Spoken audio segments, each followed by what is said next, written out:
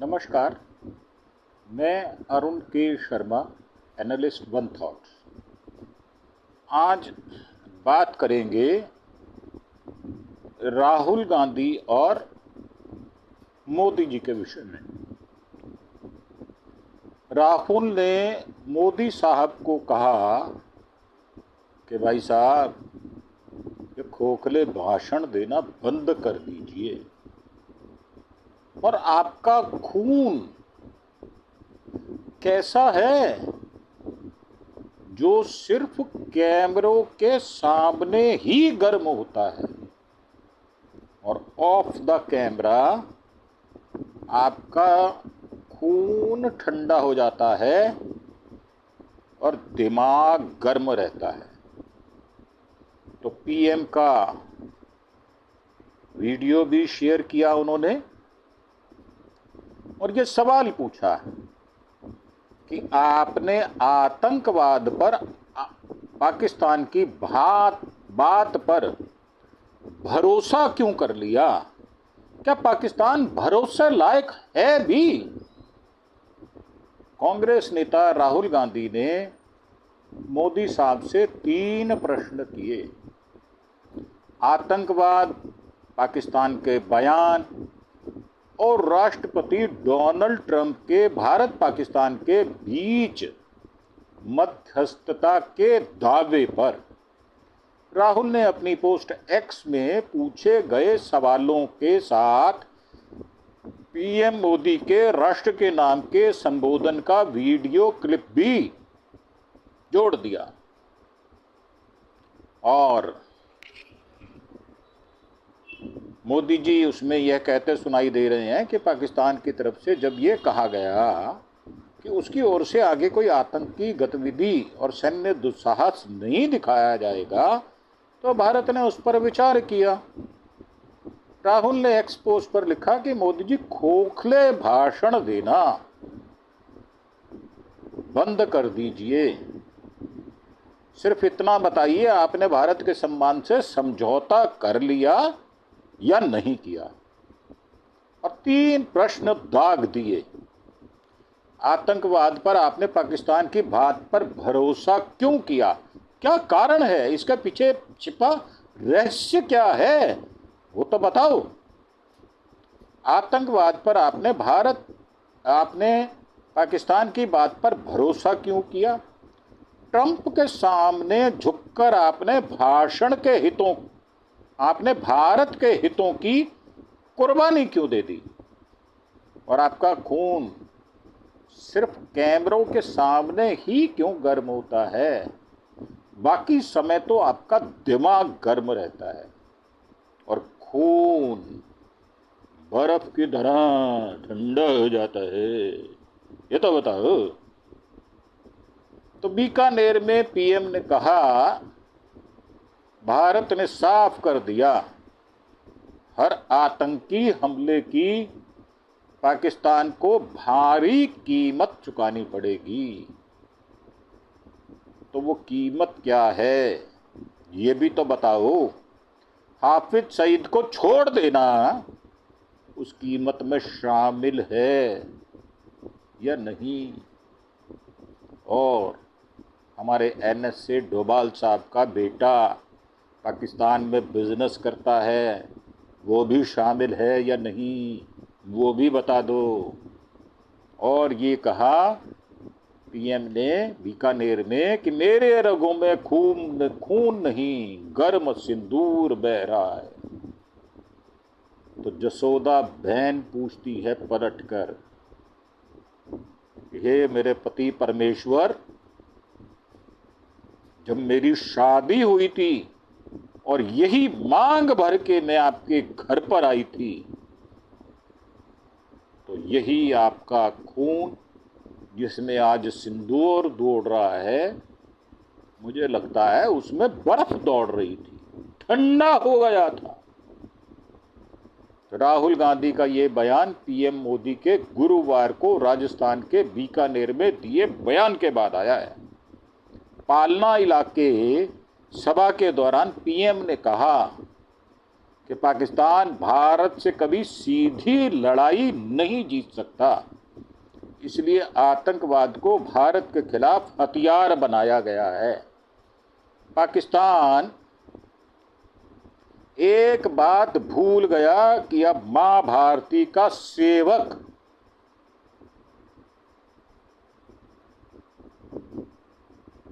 सीना तान कर खड़ा होगा। मोदी का दिमाग ठंडा है, ठंडा रहता है, लेकिन मोदी का लहू गर्म है। अब तो मोदी की नसों में लहू नहीं, गरम सिंदूर बह रहा है। तो मोदी साहब, जब आप 17-18 साल की उम्र में शादी करके एक महिला को अपने घर सिंदूर भर के ले आए, तो वो सिंदूर लाल था या किसी और रंग का था? उस समय आपके खून का रंग सफेद था या लाल था? हालांकि ब्लड के अंदर दोनों कंटेंट्स होते हैं। आपने उस मांग भरी जसोदा को छोड़ क्यों दिया, ये भी तो बताओ। जब आप सार्वजनिक जीवन में विचरण करते हो और यह दावा करते हो कि मैंने अपने परिवार को अपने देश के लिए कुर्बान कर दिया, तो ये नामर्दानगी क्या कहती है, ये भी तो बताओ। आपको शादी ही नहीं करनी थी। एक ऐसी स्त्री को ब्याह कर घर ले आए जिसको आप पाल नहीं सकते थे, जिसकी देखभाल नहीं कर सकते थे, और भाग खड़े हुए। ऐसा क्यों किया? ऑपरेशन सिंदूर ने आतंकवाद से निपटने के 3 सूत्र तय किए। पहला, भारत पर आतंकी हमला हुआ तो करारा जवाब दिया जाएगा। समय हमारी सेनाएं तय करेगी, तरीका हमारी सेना तय करेगी और शर्तें हमारी होंगी। दूसरा, एटम बम की गीदड़ धमकियों से भारत डरने वाला नहीं है। तीसरा, हम आतंकवाद के आकाओं और आतंक की सरप्रस्त सरकार को अलग थलग नहीं देखेंगे, उन्हें एक ही मानेंगे। आप पाकिस्तान का नाम लेकर बात करें, आपको नाम लेना नहीं आता। चीन का नाम, मुंह में गुलगुली, ट्रंप का नाम, मुंह में दही जम जाता है, और किसी और का नाम, किसी और प्रश्न का जवाब, टांगे थर्रानी शुरू हो जाती हैं, हाथ कांपने लगते हैं। तो ऐसा क्यों करते हो आप मोदी साहब, ये भी तो बताओ। मोदी ने ऑपरेशन सिंदूर पर कविता भी सुनाई, क्योंकि मोदी प्रधानमंत्री से ज्यादा कलाकार है और सलीम जावेद के लिखे डायलॉग से ज्यादा अच्छा डायलॉग बाजी वो कर लेते। आता है उन्हें इमोशनल ब्लैकमेल करना। ये बात दिगर है कि वो जसोदा को इमोशनल ब्लैकमेल नहीं कर पाए। उनको उनकी रक्षा के लिए वो कहीं जाकर कोई बात ना कह दें, पुलिस बिठानी पड़ी, पहरे में रखना पड़ा, बंद कर दिया, अपनी मां की मृत्यु पर नहीं आने दिया। अब वो कविता वो गाते हैं, वो कहते हैं, जो सिंदूर मिटाने निकले थे उन्हें मिट्टी में मिलाया है। जो हिंदुस्तान का लहू बहाते थे आज कतरे कतरे का हिसाब चुकाया है। तो आपके उस हिसाब में वो पहलगाम के आतंकवादी जो 4, 6 या 7 की संख्या में थे, वो आते हैं या नहीं आते, ये भी बता दो। जो सोचते थे भारत चुप रहेगा, आज वो घरों में डूब डूब कर पड़े हैं। अब ये घर के अंदर कैसे डूब डूब कर पड़े हैं, ये तो साइंस मोदी साहब बताएंगे, क्योंकि नाली कि गैस से चाय बनाना, बादलों में रडार को छिपा देना, चेतक घोड़े की माँ को गुजराती बता देना, तो आप ही कर सकते हो। आप बड़े अच्छे कलाकार हो। आपकी भैंस ले जाएंगे, ज़्यादा बच्चे पैदा करने वाले आपकी बेटी को उठा के ले जाएंगे, आपका सोना चुरा लेंगे, मंगलसूत्र छीन लेंगे। ये ऐसी कलाकारी और ऐसी भाषा और ऐसे विचार नरेंद्र मोदी के दिमाग में आ सकते हैं, किसी और के नहीं। जो अपने हथियारों पर घमंड करते थे, आज वो मलबे के ढेर में दबे हैं। ये शोध प्रतिशोध का खेल नहीं, ये न्याय का नया स्वरूप है। New normal of India operation Sindoor है। ये सिर्फ आक्रोश नहीं है, ये समर्थ भारत का रौद्र रूप है, ये भारत का नया स्वरूप है। पहले घर में घुसकर किया था वार, अब सीधा सीने पर किया प्रहार। आतंक का फन कुचलने की यही नीति है, यही रीति है, यही है भारत, नया भारत, जिसमें पुलवामा के 40 जवानों को शहीदी का दर्जा नहीं दिया जाता। उनके नाम पर पैसा इकट्ठा तो किया जाता है, परंतु उनको दिया नहीं जाता। एक्सटॉर्शन मनी, कंपनियों को धमकी देकर ईडी का गिरफ्तारी करने के बाद यही मोदी चंदा लेने का काम करता है। और चंदा किससे लेता है? जो गायें काटने का क्लस्टर चलाता है। 250 करोड़ रुपया खा जाता है। वही मोदी फुंकारे मार रहा है। जयराम रमेश बोले बीकानेर में पीएम के खोखले फिल्मी डायलॉग। पीएम मोदी की बीकानेर की सभा पर कांग्रेस प्रवक्ता जयराम रमेश ने एक्स पोस्ट में लिखा, आज बीकानेर में सार्वजनिक रैलियों में भव्यता तो मोदी जी की सबसे बड़ी उपलब्धि है, लेकिन खोखले फिल्मी डायलॉग फेंकने की जगह प्रधानमंत्री को उनसे पूछे जा रहे गंभीर सवालों का जवाब देना चाहिए। जवाब जयराम रमेश भाई नहीं मिलेगा। जयराम ने सवाल किया, पहलगाम के क्रूर हत्यारे अभी तक भी क्यों खुले हैं छुट्टे सांड की तरह? वो कहां विचरण कर रहे हैं? कौन सी जमीन खा गई? कौन सा आसमान निकल गया? ये भी तो बताओ मोदी, वो कहां चले गए?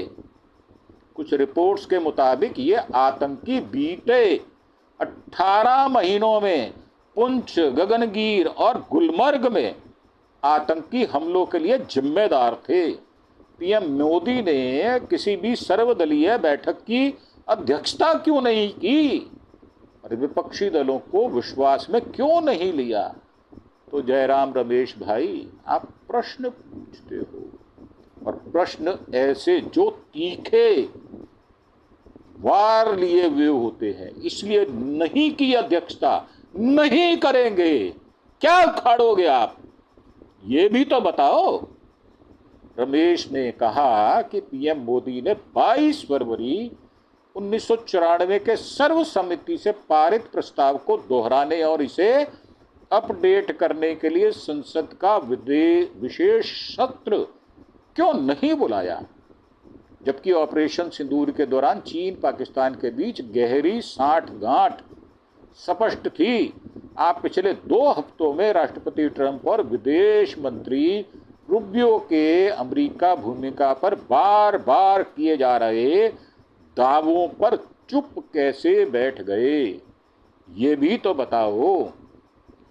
अब ऑपरेशन सिंदूर से जुड़ी कुछ खबरें हैं, जिसमें जयशंकर बोले कि पाकिस्तानी आर्मी चीफ मुनीर धार्मिक कट्टरपंथी, उनके भाषण के 5 दिन बाद पहलगाम हमला हुआ। विदेश मंत्री एस जयशंकर ने पाकिस्तान के आर्मी चीफ आसिफ मुनीर को धार्मिक कट्टरपंथी बताया, जो वो है। उन्होंने गुरुवार को एक डच समाचार पत्र डे वॉल्कस क्रांत के लिए इंटरव्यू दिए में कहा कि पाकिस्तान के आर्मी चीफ आसिफ मुनीर के विचारों और व्यवहार में धार्मिक कट्टरता साफ नजर आती है और हम आपकी बात से सहमत हैं। तो मुनीर यह दिखावा ना करें कि आतंकवाद से पीड़ित हैं। पाकिस्तान सरकार और सेना सीमा पार आतंकवाद में पूरी तरह शामिल है। जयशंकर ने असीम मुनीर के भाषण का जिक्र भी किया। इसमें उन्होंने कश्मीर को पाकिस्तान के लिए गले की नस बताया था। मुनीर ने कहा था कि पाकिस्तान के लोग कभी भी यह नहीं भूल सकते कि वे हिंदुओं से अलग हैं। मुनीर ने बच्चों को जिन्ना के 2 राष्ट्र सिद्धांत की कहानी सुनाने की वकालत की थी ताकि वे समझ सकें कि बंटवारा क्यों हुआ था। इस घटना के 5 दिन बाद ही पहलगाम आतंकी हमला हो गया। जयशंकर ने कहा कि पहलगाम में हुआ हमला एक बर्बर कृत्य है जिसका मकसद कश्मीर में टूरिज्म को नुकसान पहुंचाना है और धार्मिक विवाद को भड़काना है। जयशंकर ने पाकिस्तान को आतंकवाद का केंद्र बताया। उन्होंने कहा यहाँ एक्टिव आतंकी गुटों को पाकिस्तान सरकार से सपोर्ट मिलता है। तो जयशंकर साहब एक बात बताओ, क्या उन्होंने टूरिज्म को नुकसान पहुंचाया है या नहीं पहुंचाया? आज कश्मीर में कितने टूरिस्ट वहां घूमने गए हैं? पिछले 1 महीने का आंकड़ा तो बतलाओ। 22 अप्रैल के बाद आज 23 मई तक कितने टूरिस्ट वहां से चले आए और कितने गए, इसका हिसाब भी बताओ।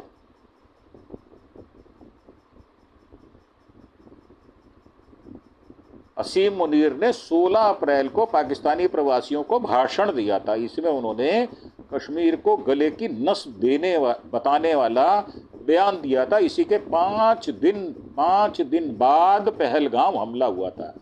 जयशंकर बोले, भारत पाकिस्तान ने आपसी बातचीत से गोलीबारी रोकी है।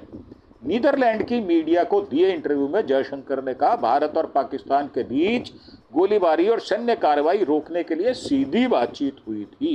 उन्होंने कहा कि भारत में सभी देशों को यह साफ बोल दिया था, अगर पाकिस्तान गोलीबारी बंद करना चाहता है तो उसे भारत के जनरल को फ़ोन करके यह बताना होगा। अमेरिका की जंग रोकने में भूमिका के सवाल पर जयशंकर ने कहा कि जब भारत और पाकिस्तान के बीच संघर्ष हो रहा था, अमेरिका समेत कई देशों ने समझौते की कोशिश की थी। अमेरिका सिर्फ अकेला ऐसा देश नहीं था, कुछ और देश भी बातचीत कर रहे थे। लेकिन मैं साफ करना चाहता हूं कि गोलीबारी रोकने का फैसला भारत और पाकिस्तान के आपसी बातचीत के बाद लिया गया। उन्होंने कहा, हमारे पास एक हॉटलाइन है जिससे हम सीधी बात कर सकते हैं। 10 मई को पाकिस्तान की सेना ने संदेश भेजा कि वे गोलीबारी रोकने के लिए तैयार हैं। इसके बाद पाकिस्तान और भारत के सैन्य अधिकारी एक दूसरे से बात करने के बाद संघर्ष विराम पर सहमत हुए, परंतु उन्होंने इस प्रश्न को गोल कर दिया। तो वो कहाँ हैं 4, 6, 7 आतंकवादी? उसके बारे में भी बताओ, कहाँ चले गए, कौन सा आसमान निकल गया, कौन सी धरती खा गई, उसके विषय में कुछ बोलो। चुप मत रहो, चुप्पी मत करो, ये चुप्पी अच्छी नहीं लगती। डोनाल्ड ट्रंप 8 बार दावा कर चुके हैं। उन्होंने भारत और पाकिस्तान के बीच हुए संघर्ष को सुलझाया है। हालांकि विदेश मंत्री ने कहा कि भारत पाकिस्तान तनाव के दौरान अमेरिकी विदेश मंत्री मार्को रूबियो ने उनसे बात की थी। वही उपराष्ट्रपति जेडी वेंस ने पीएम मोदी को फोन किया था। अमेरिका ही नहीं, दूसरे देश भी भारत पाकिस्तान से बात कर रहे थे, लेकिन सीज फायर का फैसला भारत और पाकिस्तान ने आपसी बातचीत के बाद लिया। तो बिना 4 या 5 या 6 या 7 आतंकवादी पहलगाम के दोषी कहाँ मर गए, कहाँ चले गए, कौन खा गया उनको, ये भी तो बताओ। जयशंकर के बयान में जो बातें थी वो ये हैं कि भारत की मौजूदा सरकार का रुख बिल्कुल साफ है। अगर 22 अप्रैल को जैसा आतंकी हमला हुआ तो भारत उसका कड़ा जवाब देगा। हमने अमेरिका की उस लिस्ट के बारे में भी बताया जिसमें पाकिस्तान के आतंकी ठिकानों का जिक्र है। हमने जिन ठिकानों को निशाना बनाया ये सभी अमेरिका की लिस्ट में शामिल हैं। वहाँ आतंकी रहते हैं और अपनी गतिविधि चलाते हैं, ये बात बिल्कुल दुरुस्त है। ऑपरेशन सिंदूर अभी भी जारी है, कहाँ जारी है, कौन सी जगह जारी है, उसका एड्रेस भी तो दो। हम आतंकियों को वहीं मारेंगे जहां भी छुपे हैं, फिर पाकिस्तान में ही क्यों ना हो, चाहे वो पहलगाम के आतंकी क्यों ना हो। वो भी तो बताओ कहाँ चले गए, कहाँ मर गए, कहाँ छुप गए। पाकिस्तान आतंकवाद में शामिल है, इसे छिपाने की जरूरत नहीं है, सारी दुनिया जानती है। और भारत पाक सीज फायर पर 7वीं 8वीं बार राष्ट्रपति ट्रंप ने फिर कहा है बिजनेस के जरिए जंग रुकवाई है। यह भारतीय जनता पार्टी के लीडरान के मुंह में दही जमा पड़ा है। जो ये ट्रंप मस्खरा रायता फैला रहा है, इसके बारे में भी कुछ जवाब दे दो। मोदी को महान शख्स बताया उन्होंने। अमेरिकी राष्ट्रपति डोनाल्ड ट्रंप ने बुधवार को फिर दावा किया कि उन्होंने भारत और पाकिस्तान के बीच हाल में हुए संघर्ष को सुलझाया है। ट्रंप ने कहा, मुझे ऐसा लगता है कि मैंने बिजनेस के जरिए विवाद सुलझाया है। अमेरिका भारत और पाकिस्तान दोनों के साथ बड़ा सौदा कर रहा है। कौन सा सौदा कर रहा है यार ट्रंप, ये भी तो बता दे भाई। उसके बारे में तो बातचीत करते नहीं। ट्रंप ने दावा किया दक्षिण अफ्रीका के राष्ट्रपति सिरिल रामाफोसा के साथ व्हाइट हाउस में एक बैठक के दौरान किया। उन्होंने कहा भारत पाकिस्तान के बीच हमले और भी खतरनाक और बदतर होते जा रहे थे, किसी को तो इसे अंजाम पर पहुंचाना ही था। हमने उनसे बात की। अमेरिकी राष्ट्रपति ने आगे कहा, मैंने दोनों देशों से कहा कि आप लोग क्या कर रहे हो, पाकिस्तान में कुछ बेहतरीन और कुछ बहुत अच्छे महान नेता हैं। वाह वाह वाह।